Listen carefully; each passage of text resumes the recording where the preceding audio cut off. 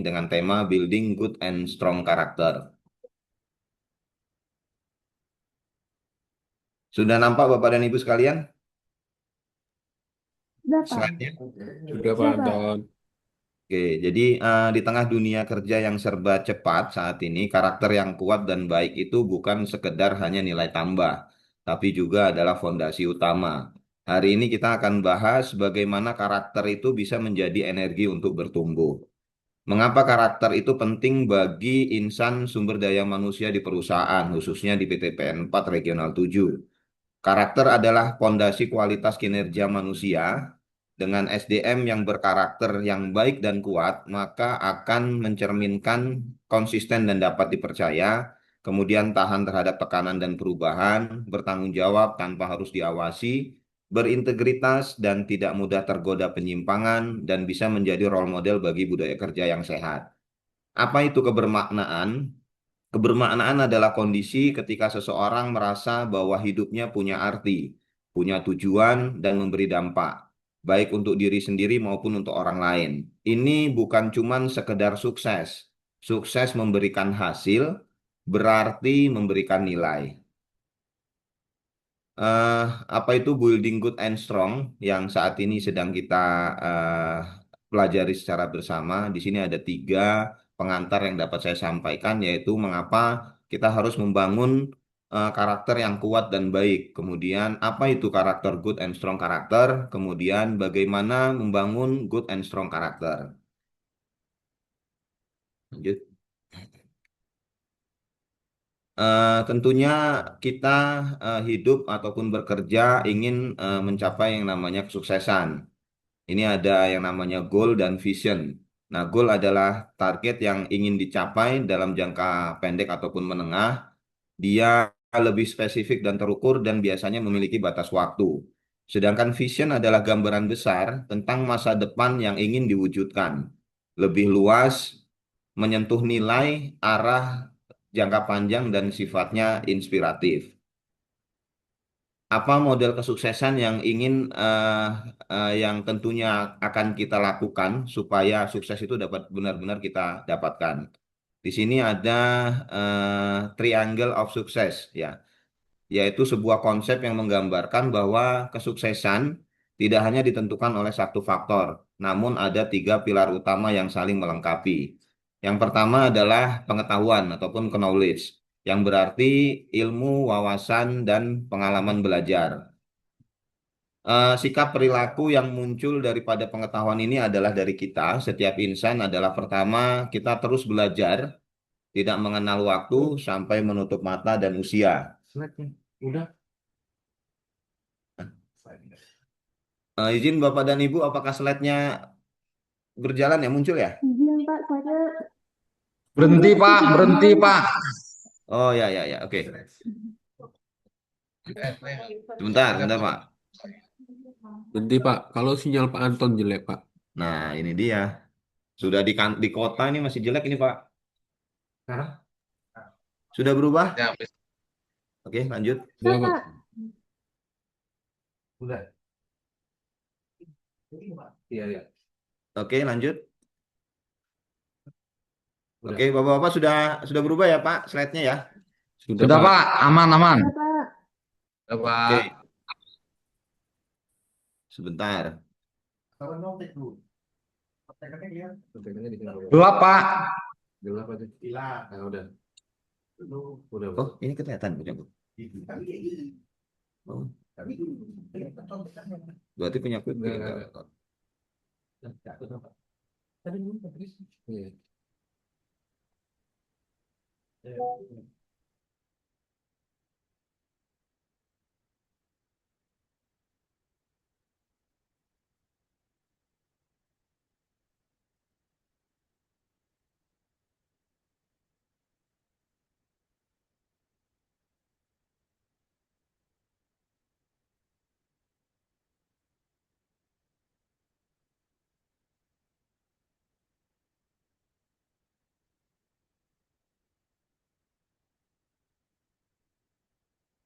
Izin, Pak Anton. Apakah butuh bantuan dari bagian SDM untuk saya spin, Pak?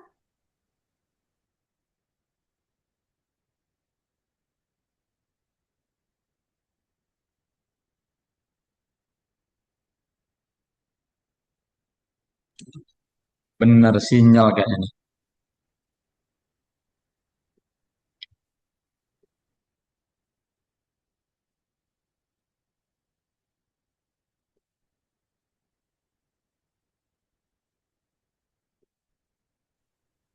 Memang di pojokan itu nggak bagus sinyal Pak Anton, sama dengan ruanganku Pak Anton. Kemarin Pak Mario begini juga nih sinyalnya. Ini sama ini. Iya, kita sama-sama di pojok soalnya. Cih, seneng mojok. Nyari kawan Mas Heri. Biar biar Seneng mojok. SDM-nya Pak yang share Pak.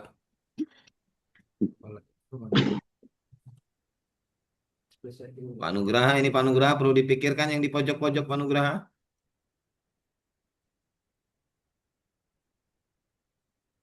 Ini kan, coba share lagi.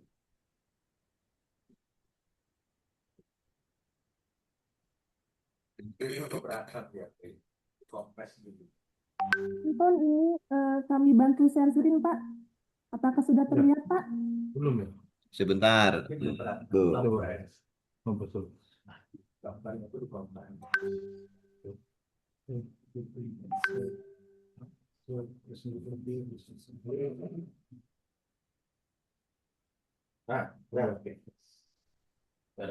Oke.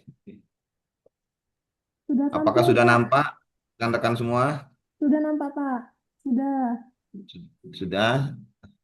Sudah berubah ya? Oke, kami lanjutkan ya. Terkait dengan model dari kesuksesan, ini kita ada konsep triangle of success ya yang menggambarkan bahwa kesuksesan tidak hanya ditentukan oleh satu faktor, tetapi oleh tiga pilar utama yang saling melengkapi. Pertama adalah pengetahuan, ilmu, wawasan, dan pengalaman belajar. Sikap perilakunya adalah yang dapat dibentuk adalah yaitu melaksanakan terus belajar, ya, kemudian adaptif terhadap perkembangan. Kemudian mengasah rasa ingin tahu, jangan takut belajar hal baru di luar bidang pekerjaan untuk memperkaya wawasan. Kemudian konsep yang kedua adalah keterampilan. Artinya kemampuan melakukan sesuatu dengan baik, baik itu keterampilan teknis maupun interpersonal. Sikap perilakunya itu selalu melakukan praktik ataupun pelatihan dan asah dengan mengikuti berbagai macam pelatihan, workshop, dan ujian sertifikasi. Kemudian kuasai keterampilan interpersonal dengan melatih keterampilan komunikasi, kerja tim, memberikan pendapat, dan bekerja sama dengan baik. Kemudian juga fokus pada keterampilan esensial, yaitu mengembangkan manajemen waktu, problem solving, dan goal setting. Kemudian konsep yang ketiga adalah sikap positif, yaitu attitude, cara berpikir dan bersifat yang optimis, percaya diri, terbuka, tidak mudah menyerah, dan melihat peluang dalam setiap situasi. Sikap perilakunya yang dapat kita kembangkan dalam sikap positif, yaitu bersifat optimis dan melihat tantangan sebagai kesempatan belajar.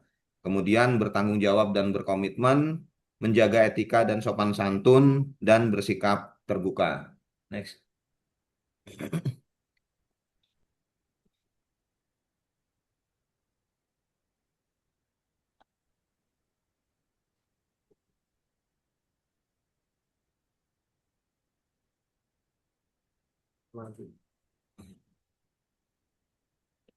Kelihatan Pak. Oke, mengapa kita membangun karakter yang baik dan kuat? Apa ini Pak Jo? Izin Bapak dan Ibu, apakah slide-nya berubah? Jalan? Gerak, Pak. Belum berubah. Sudah berubah, Pak. Sudah, oke. Mengapa kita Sudah, Pak. harus membangun karakter yang baik dan kuat? Ini dalam berubahnya waktu ya, perkembangan zaman, kita menghadapi sebuah konsep yang menggambarkan kondisi lingkungan yang tidak stabil, sulit diprediksi dan penuh perubahan. Istilah ini banyak VUCA, ini banyak dipakai dalam di dunia bisnis ya, kepemimpinan ataupun di organisasi.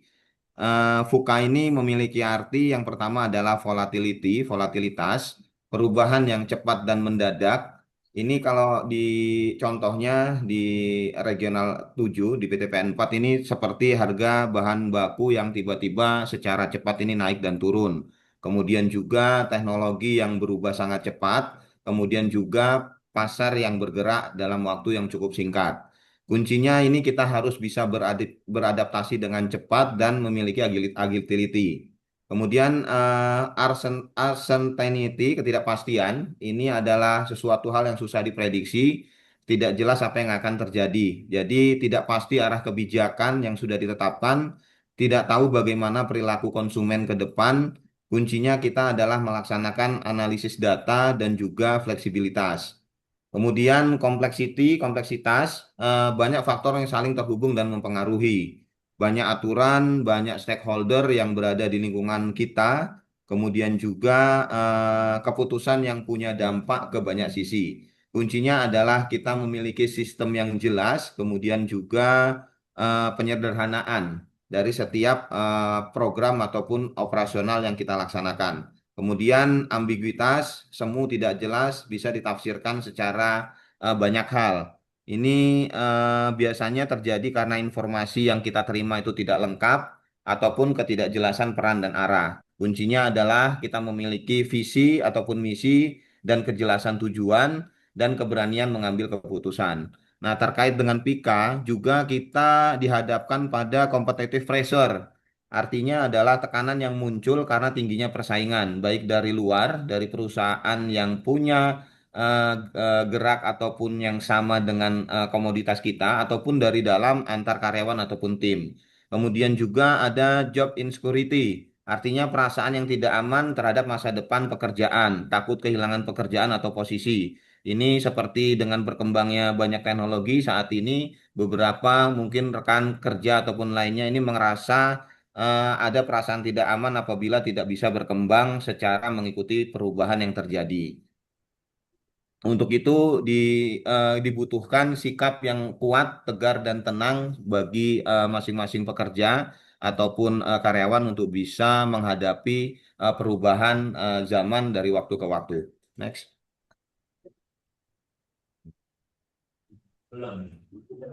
Nah, kunci sukses dalam karir di sini kita lihat ada dua tokoh ya yang mungkin sama-sama kita tahu.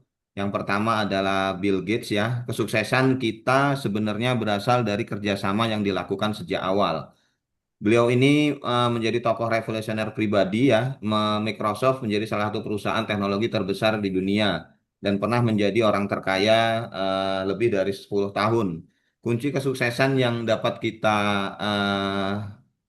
lihat dari beliau adalah memiliki visi yang ke depan, kemudian kerja keras dan fokus, kemampuan memecahkan masalah karena beliau memiliki gaya berpikir yang logis, kritis, dan analis, kemudian berani mengambil resiko, berhenti kuliah di Harvard hanya untuk mengejar peluang di dunia teknologi. Kemudian salah satu contoh juga ini ada Dato Sri Tahrir nih. Jadi kalau mau jadi orang sukses, kuncinya adalah kerja keras, ketekunan, dan ketulusan hati. Semua itu akan membuka pintu berkat dari Tuhan. Beliau ini juga masuk dalam orang terkaya di Indonesia dan tokoh filantropi yang dihormati di dunia, yang diwujudkan melalui tindakan memberi dukungan seperti waktu, tenaga, pikiran, materi, dan keterampilan untuk tujuan sosial yang bermanfaat bagi masyarakat. Kunci sukses beliau yang dapat kita ambil adalah kerja keras dan pantang menyerah, visioner, melihat peluang dalam perbankan dan kesehatan jauh sebelum sektor ini berkembang pesat. Next. Nah, bagaimana membangun building karakter eh, kuat dan baik yang ketiga? Di sini ada 3 bottom line yang juga biasa kita sebut triple bottom line, yaitu sebuah konsep pembangunan berkelanjutan yang menekankan bahwa keberhasilan organisasi tidak hanya diukur dari keuntungan finansial, tetapi juga dampaknya terhadap manusia, lingkungan, dan keuntungan. 3 bottom line ini yang pertama adalah profit ya. Perusahaan harus menghasilkan keuntungan untuk bisa tumbuh, berinvestasi, dan memberikan nilai bagi pemegang saham dan karyawan.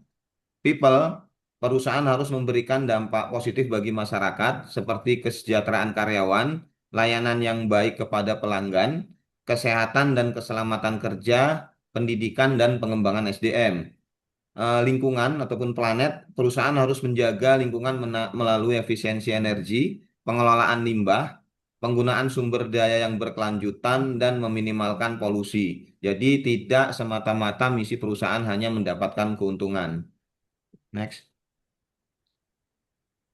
Nah, bagaimana mewujudkan kemuliaan manusia yang menjadi tujuan perusahaan?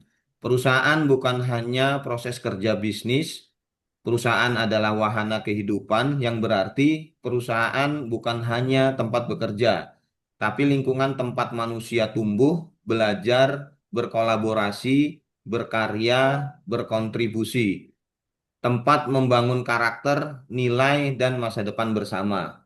Kemudian, perusahaan bukan hanya tempat bekerja, karena perusahaan adalah wahana kemuliaan, yang berarti bahwa perusahaan bukan hanya tempat mencari nafkah, tetapi tempat memuliakan martabat manusia melalui kerja yang beretika dan bermartabat. Kemudian juga ada beberapa nilai kebaikan seperti integritas, tanggung jawab, dan kejujuran.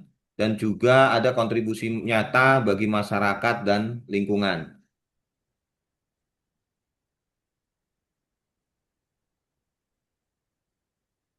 Next, Pak. Sudah ya? Oke. Iya, Pak.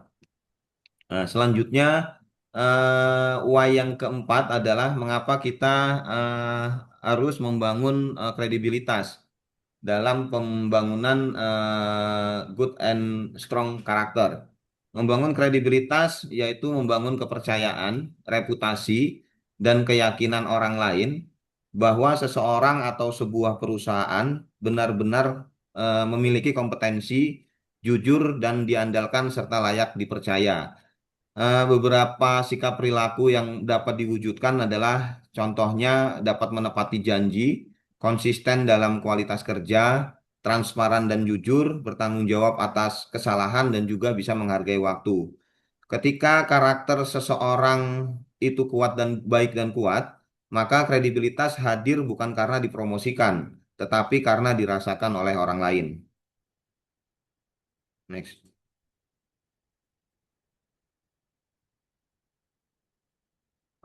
Why yang kelima adalah building on our legacy ataupun menciptakan sejarah ataupun warisan kepada generasi penerus kita. Artinya, melanjutkan, mengembangkan ataupun memperkuat prestasi, nilai, dan tradisi yang telah dibangun sebelumnya. Perusahaan tentunya ingin mengembangkan inovasi baru berdasarkan prestasi yang sudah dicapai. Kita di PTPN 4 Regional 7 sudah beberapa membuat inovasi melalui head office ya secara bersama-sama dengan seluruh regional. Contoh yang sudah nyata kita lihat adalah Palemco Business Cockpit, kemudian juga ada Pika, ada program Safa, Georoad, dan lain sebagainya.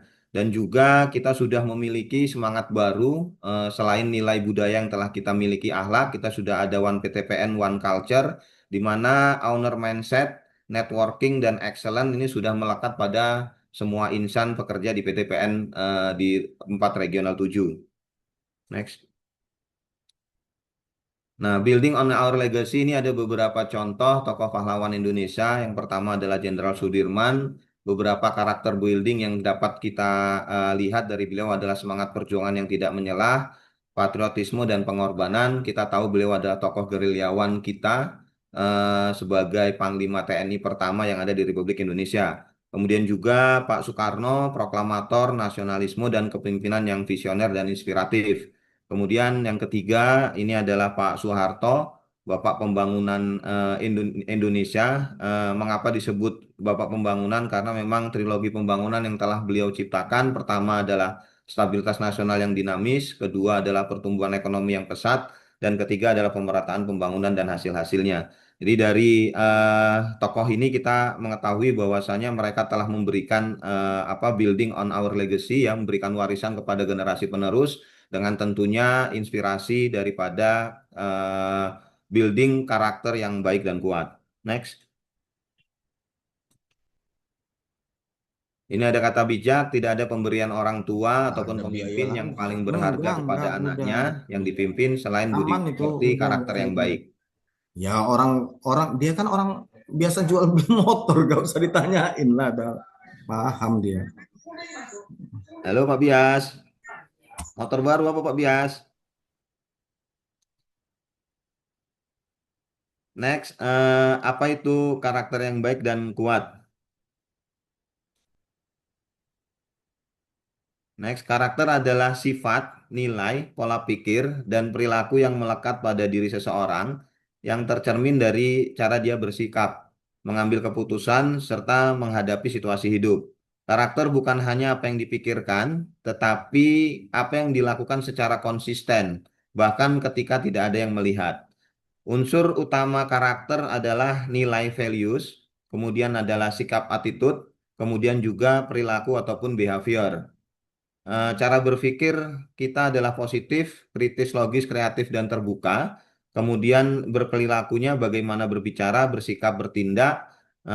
Contohnya adalah sopan, disiplin, jujur, dan bekerja keras. Nah, dari sikap perilaku ini apabila menjadi dilaksanakan secara konsisten akan menjadi kebiasaan dan tentunya akan menjadi suatu karakter yang tercermin bagi setiap individu.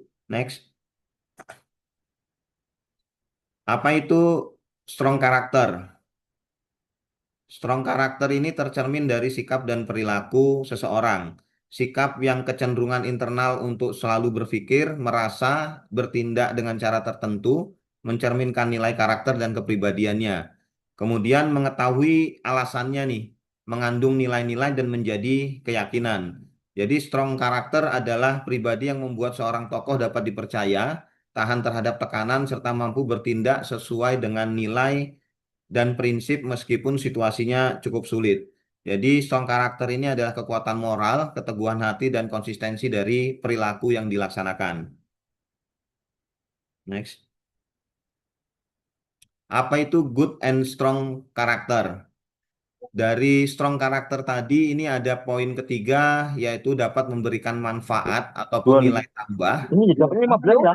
kebaikan pada diri, Dapat keluarga, 15. masyarakat, umat manusia, dan alam kehidupan.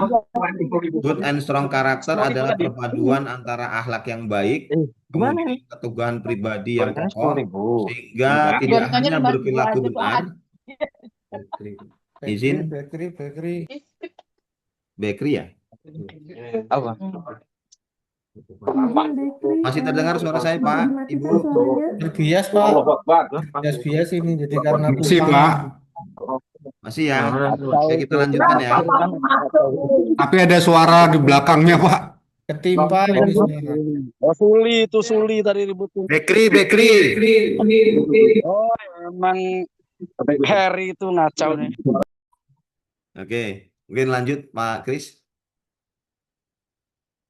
Oke, bagaimana membangun karakter yang baik dan kuat untuk menggapai kebermaknakan.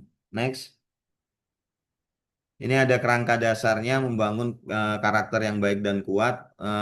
Diawali dari nilai-nilai, kemudian ada keyakinan dalam kehidupan memiliki makna dan produktif yang akhirnya menjadi kebiasaan. Dan tentunya ini akan menjadikan suatu karakter yang baik dan kuat. Next. There is no right way to do the wrong thing. Artinya, tidak ada cara yang benar untuk melakukan hal yang salah. Jika suatu tindakan sudah salah secara moral, etika, atau aturan, maka bagaimanapun cara kita melakukan tetap saja salah. Anda ataupun kita tidak dapat membuat tindakan yang keliru menjadi benar dengan metode yang rapi, cerdas, ataupun tersusun. Artinya apa yang kita lakukan, apa yang saya miliki, apa yang saya capai, itu merupakan sebuah simbol. Sedangkan isinya adalah tekad niat kita jangka panjang, bagaimana kita memandang, bagaimana kita melakukan ataupun mencapainya, dan apa sumber energi yang kita gunakan untuk mendapatkannya. Next. Bagaimana caranya adalah kita memiliki strategi berpikir. Artinya kemampuan melihat jauh ke depan. Dan melihat secara menyeluruh. Di sini kita lihat ada gambar di pertama adalah mencerminkan bagaimana kita berpikir besar tentang apa yang mungkin bukan ada yang sekarang. Kalau kita lihat nih helikopter ternyata di bawahnya tetap ada alam semesta ya. Jadi menyampaikan tidak hanya yang ada sekarang ini yang kita lihat, namun kita memikirkan yang lebih besar. Ciri-cirinya berpikir besar adalah berani menetapkan target yang besar nih, melihat peluang besar, dampaknya juga yang besar, dan tidak terjebak pada keterbatasan saat ini. Kemudian yang kedua adalah berpikir dalam. Fokus pada kedalaman analisis dan pemahaman akar masalah. Berpikir untuk mendalam untuk memahami inti, bukan hanya di permukaan. Artinya kita eh, mencari penyebab masalahnya, root cause-nya, tidak hanya gejala-gejalanya saja. Jadi berpikirnya adalah berdasarkan analisis dan pemahaman akar masalah. Kemudian yang ketiga adalah berpikir long term, bahwasanya kita fokus terhadap masa depan dan konsekuensi jangka panjang. Berpikir jauh ke depan melebihi kebutuhan hari ini. Next.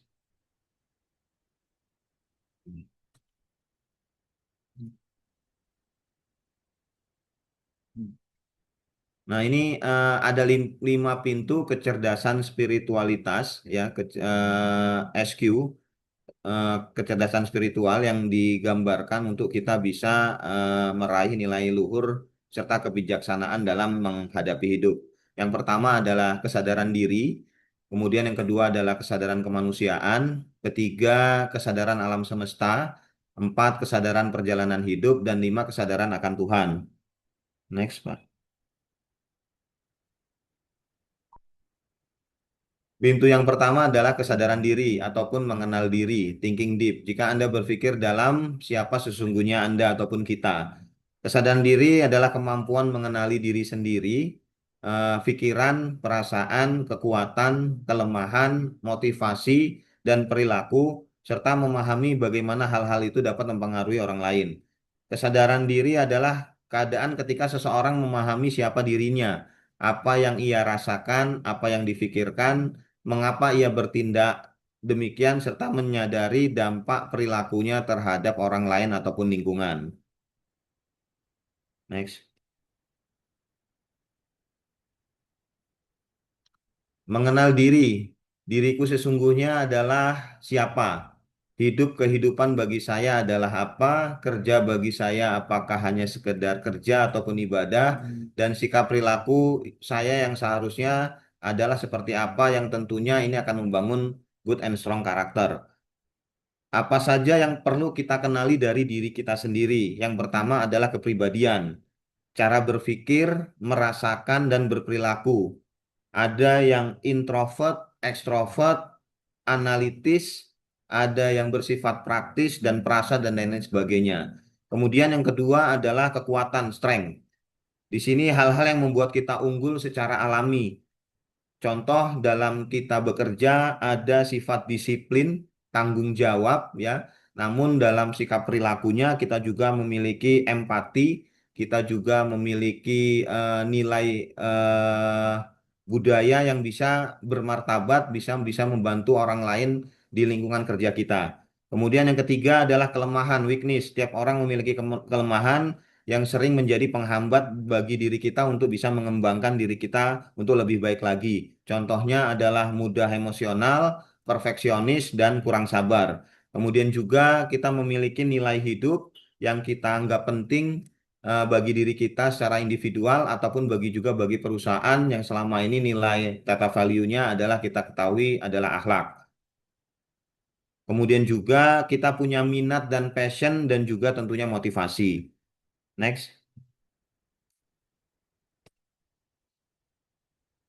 Nah, pintu kesadaran yang kedua adalah kesadaran kemanusiaan ataupun berpikir besar.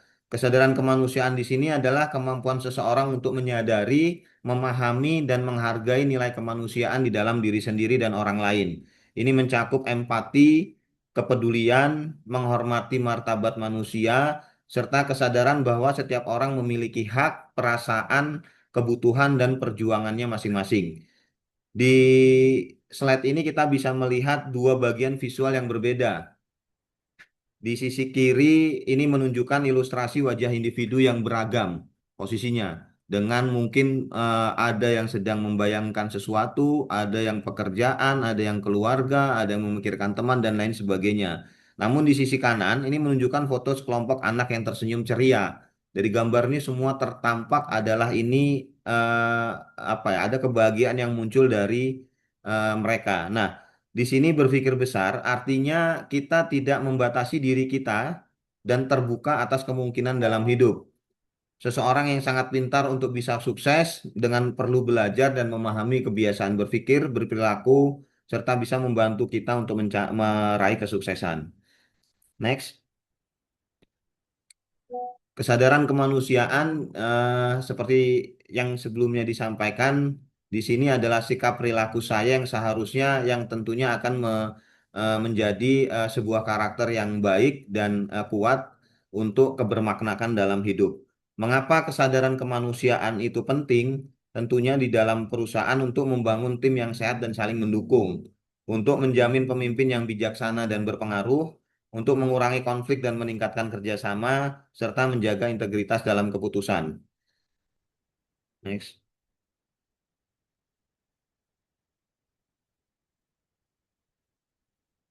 Selanjutnya adalah kesadaran perjalanan hidup. Thinking long, berpikir jangka panjang. Sebuah pendekatan mental di mana seseorang ataupun organisasi secara sadar mempertimbangkan konsekuensi dan dampak diri dari tindakan dan keputusan yang diambil saat ini terhadap masa depan yang jauh. Bukan hanya hasil instan ataupun jangka pendek. Artinya adalah berpikir long term, fokus pada masa depan dan konsekuensi di jangka panjang. Berpikir jauh ke depan melebihi kebutuhan di hari ini. Next.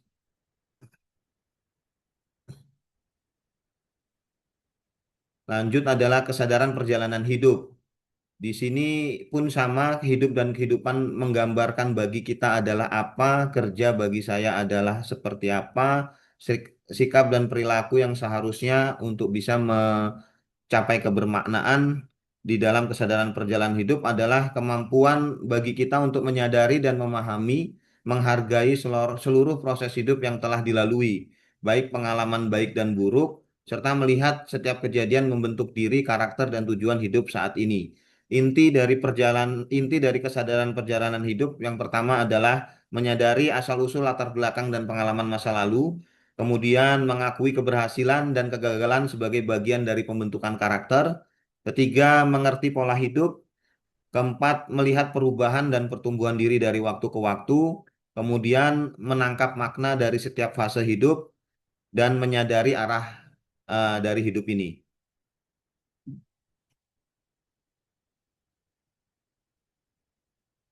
Next. Jadi apapun, dimanapun, dan kapanpun, good and strong karakter memberikan sikap dan perilaku kita yang menuntut sikap dan perilaku kita untuk selalu jujur, bertanggung jawab, komit, disiplin, sederhana, sabar, rendah hati, kasih sayang, dan sungguh dermawan. Jadi apapun dimanapun kita memiliki karakter yang baik dan kuat karena adalah fondasi dari semua hasil. Kompetensi dapat kita pelajari, pengalaman bisa kita dapat, tetapi tanpa karakter yang baik dan kuat semua itu tidak akan bertahan dan tidak akan membawa kita jauh. Karena karakterlah yang menentukan arah, kualitas, keberlanjutan setiap langkah hidup kita. Karakter adalah modal utama untuk dipercaya, diandalkan, dan bertumbuh. Karakter menjadi pembeda antara orang yang sekedar berhasil dan orang yang benar-benar bermakna. Next. Kehidupan selalu mengalir seperti sungai di dua tepian, kebahagiaan dan penderitaan, sisi keberhasilan dan kegagalan. Sukses dan gagal adalah peristiwa, bukan tujuan akhir dari kehidupan. Oleh karena itu, manusia harus senantiasa mengalir sampai akhirnya bertemu dengan muara kehidupan sebagaimana kehendak Sang Pencipta. Next. Mungkin membangun karakter yang baik dan kuat dengan selalu bergerak produktif, bermanfaat dan bermakna. Karakter tidak dibangun dalam sehari, tetapi dari keputusan kecil yang kita ambil setiap hari. Mari terus bertumbuh, bergerak, produktif dan bermakna. Mungkin itu yang dapat saya sampaikan.